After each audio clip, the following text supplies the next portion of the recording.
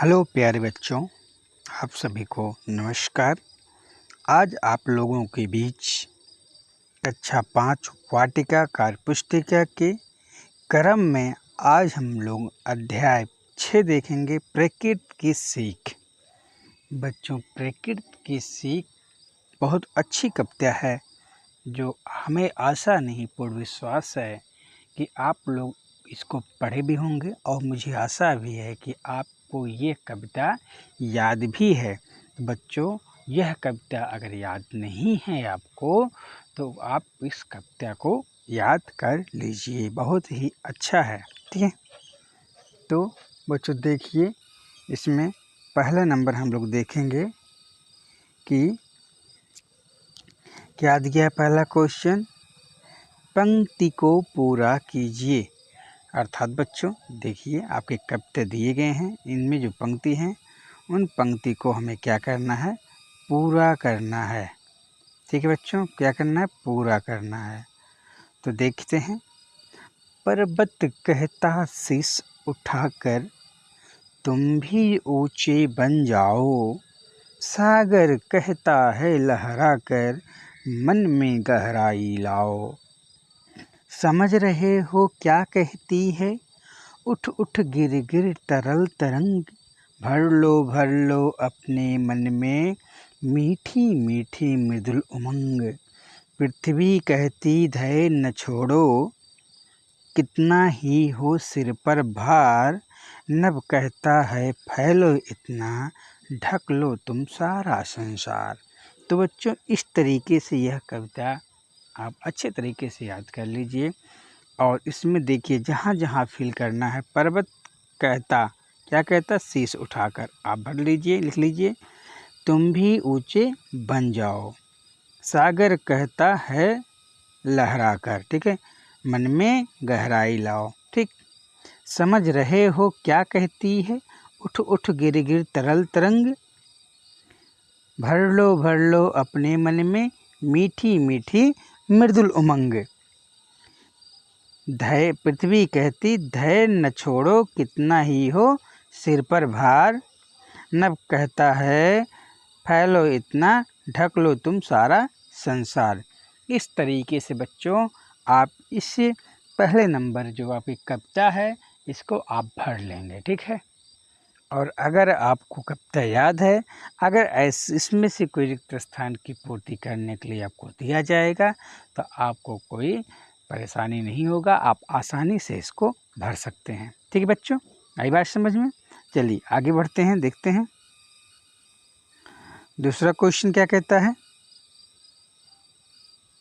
दूसरा क्वेश्चन कहता है, नीचे दिए गए शब्दों के सरल भाषा में अर्थ लिख। क्या लिखना है, नीचे दिए गए शब्दों के अर्थ सरल भाषा में लिखना है। आपको क्या लिखना है, अर्थ लिखना है बच्चों। जैसे दिया है मृदुल, क्या दिया है, मृदुल। तो बच्चों मृदुल का क्या हो जाएगा अर्थ, कोमल। क्या हो जाएगा बच्चों, कोमल। ये आपको दिया गया है। अब इसमें देखेंगे शीश, शीश, पर्वत कहता शीश उठाकर, तो शीश का अर्थ क्या हो जाएगा बच्चों, सिर। क्या हो गया, सिर। सागर का क्या हो जाएगा बच्चों, समुद्र। क्या होगा, समुद्र। पृथ्वी का क्या हो जाएगा, धरती। नभ का क्या हो जाएगा बच्चों, आकाश। गहराई क्या हो जाएगा, गंभीरता। गंभीरता, गहराई, मन में गहराई लाओ, तो मन में गंभीरता या गंभीरता लाओ। ठीक है, भार, भार का क्या हो जाएगा बच्चों, बोझ। इस तरीके से प्यारे बच्चों हम लोग दिए गए शब्दों के सरल अर्थ लिख लेंगे। ठीक है, सरल भाषा में। ठीक है, इस तरीके से बच्चों हमारा दूसरा प्रश्न हो गया। अब हम आगे बढ़ते हैं और देखते हैं प्रश्न संख्या तीसरा क्या कहता है। तीसरा कह रहा है प्यारे बच्चों कि तीन तीन पर्यायवाची शब्द लिखिए। देखिए, आपको शब्द दिया गया है और इन शब्दों के तीन तीन पर्यायवाची लिखना है। जैसे क्या कह रहा है, पर्वत, तो पर्वत का क्या पर्यायवाची होगा, पहाड़, सिख, अचल। ठीक, वैसे सागर क्या होगा बच्चों, समुद्र। क्या होगा, समुद्र, वारिधि, पायोधि। ठीक, तरंग का लहर, वीची, हिलोर। पृथ्वी का भूमि, धरती, अचला। नभ का आसमान, गगन, अंबर, संसार का, दुनिया, जग, जगत। इस तरीके से बच्चों हम अपना प्रश्न संख्या तीसरा भी कर लेंगे। और बच्चों आपको ये एक चीज़ बताते चलते हैं, पर्यायवाची, विलोम शब्द, मुहावरा, ये सब आपको लाइफ टाइम काम देने वाला है। जब तक आप पढ़ाई करेंगे, जब तक आपका हिंदी से नाता रहेगा, तब तक आपको ये सब काम देने वाले हैं, चाहे कंपटीशन एग्ज़ाम हो चाहे जिसमें हो। ठीक है बच्चों, इस तरीके से बच्चों इसको ज़रूर आप याद कर लीजिए। ठीक है, तो बच्चों आगे बढ़ते हैं। प्रश्न संख्या 4 देखते हैं। प्रश्न संख्या 4 क्या कह रहा है? कह रहा है कि निम्नलिखित प्रश्नों के उत्तर लिखिए। निम्नलिखित प्रश्नों के उत्तर लिखिए। क्या कह रहा है कि का पर्वत शीश उठाकर क्या कहना चाहता है? तो पर्वत शीश उठाकर कहना चाहता है कि तुम भी ऊंचे बन जाओ। तुम भी ऊंचे बन जाओ मतलब है कि तुम भी ऊंचे मतलब महान बन जाओ। ठीक है, इस तरीके से बच्चों हम इसको लिखेंगे। ठीक है, ये इसको आप आराम से लिख लीजिए। ठीक, सागर के लहराने से क्या तात्पर्य है? सागर के लहरा कर कहने का तात्पर्य है कि अपने हृदय में जोश भर लो, जिससे बड़े बड़े लक्ष्य प्राप्त कर सको। क्योंकि कोई भी लक्ष्य प्राप्त करने के लिए आपके अंतर्गत मोटिवेशन, ठीक है, उत्साह, जोश होना चाहिए। इसलिए सागर कहता है कि अपने हृदय में, अपने मन में, ठीक है, बड़े बड़े लक्ष्य को प्राप्त कर सको। क्या भर लो? जोश भर लो। ठीक, इस तरीके से इसको भी लिख लीजिए। धैर्य न छोड़ने का संदेश कौन दे रहा है? धैर्य न छोड़ने का संदेश पृथ्वी दे रही। कौन दे रहा है? पृथ्वी दे रही। बच्चों इस तरीके से इसको लिख लेंगे। नभ क्या कहता है? नभ कहता है कि ऐसे कार्य करो कि तुम्हारी कीर्ति पूरे संसार में फैल जाए। तुम्हारी कीर्ति, तुम्हारी यश, तुम्हारा सम्मान, तुम्हारा नाम पूरे विश्व में फैल जाए। ठीक है, संसार विश्व में पूरा फैल जाए। इस तरीके से बच्चों इसको आप आराम से, अगर आपको लग रहा है कि जल्दी हो रहा है तो आप इसको रोक लीजिए। ठीक है, आप इसको आराम से साफ लिख लीजिए। इसके बाद बच्चों हम लोग चलते हैं प्रश्न संख्या 5 देखते हैं। प्रश्न संख्या 5 क्या कह रहा है बच्चों कि सही जोड़े बनाइए। क्या बनाना है? सही जोड़े बनाइए, मतलब मिलान करना है। तो पर्वत का देखिए ऑलरेडी दिया हुआ, पर्वत का क्या होगा? पर्वत का हो जाएगा ऊँचा। सागर के किस प्रकार संदेश दे रहा है? लहराना। सागर लहराता है, पर्वत ऊंचा है। पृथ्वी क्या है? धैर्य। नभ क्या है? फैलना।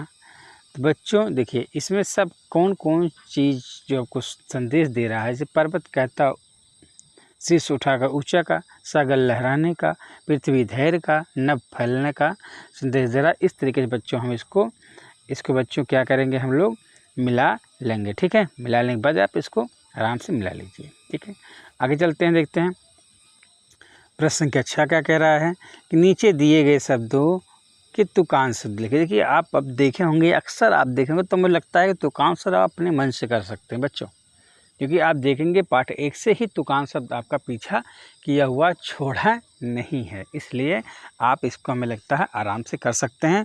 तो मन का क्या हो जाएगा? तन। इतना का कितना, और सागर का गागर, भर का नर, और तरल का गरल या सरल भी कर सकते हैं। तो इस तरीके से बच्चों हम लोग अपना प्रश्न संख्या 6 भी हल कर लिए। ठीक है, आगे चलते हैं बच्चों, देखते हैं प्रश्न संख्या 7 क्या कह रहा है। प्रश्न संख्या 7 कह रहा है कि आप अपने प्रदेश की प्रमुख नदियों और पर्वतों का नाम लिखिए। जैसे बच्चों आप मतलब क्या हो गया, हम लोग किस प्रदेश में हैं? हम लोग उत्तर प्रदेश में हैं। तो उत्तर प्रदेश में जो प्रमुख नदियां हैं, वो नदियां तो बहुत हैं बच्चों, लेकिन जो उस नदियों में जो प्रमुख है या जिनका नाम आप जानते हो, प्रमुख का ही नाम लगभग बच्चों जानते हैं, तो जो प्रमुख नदियां हैं उनका नाम लिख देंगे, और प्रमुख जो पर्वत हैं उनका नाम लिख देंगे। तो प्रमुख नदी में बच्चों होगा गंगा, ये सबसे बड़ी है। यमुना सहायक है इसका, गंगा का, शारदा, गोमती, चंबल। ठीक है, ये हमारे हो नदियाँ होगी। पर्वत, विंध्याचल पर्वत, शिवालिक पर्वत, ठीक है, आदि। ठीक, इस तरीके से बच्चों हम लोग अपना ये भी प्रश्न संख्या 7वां भी हल कर लिए। ठीक है प्यारे बच्चों, इस तरीके से हम लोग आगे चलते हैं और देखते हैं कि प्रश्न संख्या 8 हमारा क्या कह रहा है। प्रश्न संख्या 8 कह रहा है कि नीचे दिए गए शब्दों के लिए समानार्थी शब्द बक्से में से चुनकर लिखिए। देखिए आपको कह रहा है कि आपको समानार्थी शब्द, बच्चे क्या आया इसमें पॉइंट, समानार्थी। समानार्थी का मतलब है समान अर्थ देने वाला शब्द, तो समान अर्थ देने वाला शब्द और कहाँ दिया गया, इस बॉक्स में दिया गया है। इस बॉक्स से हमें चुनकर लिखना है। ठीक है, तो देखते हैं पर्वत का क्या हो जाएगा बच्चों, पहाड़, और क्या हो सकता है, अचल। ठीक, सागर का क्या होगा, नदीस। नदीस मतलब नदी धन ईश, नदियों का ईश्वर, नदियों का स्वामी कौन है, सागर ही है। और दूसरा क्या है बच्चों, देखेंगे सिंधु। ठीक है, और फिर पृथ्वी का क्या हो जाएगा बच्चों, भूमि। और क्या है बच्चों, वसुधा। और नभ का क्या होगा, गगन। और क्या हो जाएगा बच्चों, अंबर। और संसार का विश्व या जगत। इस तरीके से बच्चों हम लोग इसमें से छाट करके लिख लेंगे। और देखिए हमने ऑलरेडी आपको लिख दिया हूँ, आप आराम से इसको लिख लीजिए। हाँ बच्चों, अब आपका एक काम स्वयं करने के लिए मैंने दे दिया हूँ, ये काम आप स्वयं करिएगा। प्रश्न संख्या 9 क्या कह रहा है, पर्वत और लहराते हुए सागर का चित्र बनाना है आपको। अब ध्यान दीजिए, अब इसको आपको खुद बनाना है। क्या बना लेना, पहले मान लीजिए ऐसे ऐसे आप पर्वत बना लेंगे। ठीक है, पर्वत बन जाएगा और इसमें सागर बना देंगे और इसमें नदियाँ निकाल देंगे, पहाड़ बना देंगे। इस तरीके से आप अपने अच्छे से अच्छे चित्र को यहाँ बनाइएगा और बना के अपने क्लास टीचर को इसको दिखाइएगा बच्चों। तो इस तरीके से कुछ काम आपको भी करना चाहिए, क्योंकि कार्य पुस्तिका भी है और ये चित्र हम ड्रा करें। इससे अच्छा कि आप खुद स्वयं अच्छा से ड्रा करें बच्चों। और कुछ अगर लुक देखना है बच्चों, तो उस सागर का देखिए यहाँ पर दिया गया है, ये पर्वत है, उसी मेरे कविता को दे दिया गया है। पर्वत है, नदियाँ हैं, सागर है, पेड़ पौधे हैं, घर है, पहाड़ है, देखिए आपको बादल हैं, अधिक पक्षियाँ उड़ रहे हैं। इस तरीके से आप कुछ यहाँ से भी हेल्प ले करके आप अच्छे से अच्छे ड्रा कर सकते हैं प्यारे बच्चों।